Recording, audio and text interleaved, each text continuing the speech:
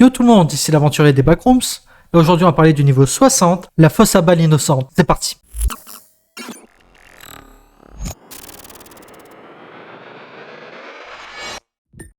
Le niveau 60, plus connu sous le nom inapproprié de fosse à balles innocente, est une vaste fosse à balles, entièrement plongée dans l'obscurité.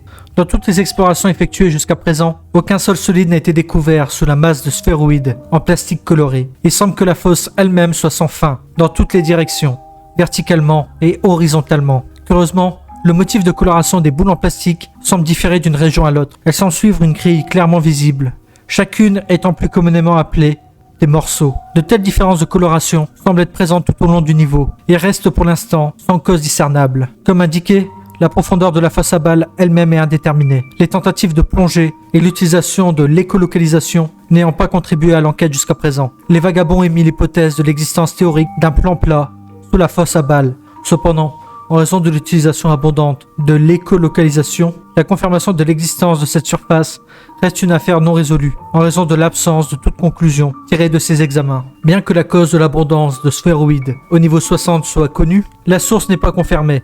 De temps en temps, une pluie de sphéroïdes colorés apparaît instantanément dans le vide, à intervalles irréguliers. On suppose qu'une source plus importante de sphéroïdes multicolores pourrait exister quelque part, au-dessus de l'endroit où les vagabonds sont envoyés, ou que chaque vagabond est conduit dans sa propre zone du niveau, un peu comme les étages d'un bâtiment. Il est inquiétant de constater que le nombre de disparitions dans le niveau 60 détermine la fréquence de la pluie de sphéroïdes. L'obscurité qui engloutit la majorité du niveau est accablant pour certains, mais la plupart la considèrent comme réconfortante. Les circonstances de cette anomalie sont la localisation présumée du niveau 60 dans le Void, car une partie des sujets ont trouvé le Void et la réminiscence de l'éternité agréable, et ont même tenté d'y tomber eux-mêmes.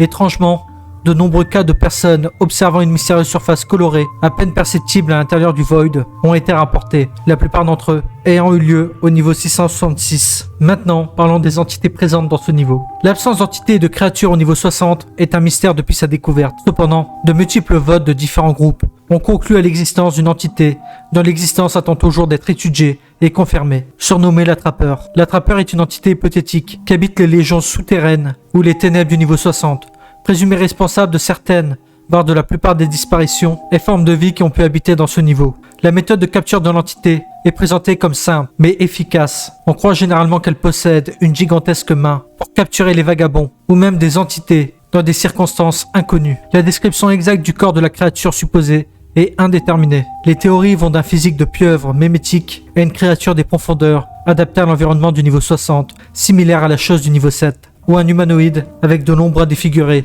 et extensible. La confirmation du physique de l'entité reste annulée en raison de l'hypothèse d'un taux de survie de 0% en cas d'attaque, l'ensemble des victimes supposées étant présumées mortes. De plus, la similitude mentionnée entre la fréquence des disparitions et la pluie occasionnelle de sphéroïdes est frappante.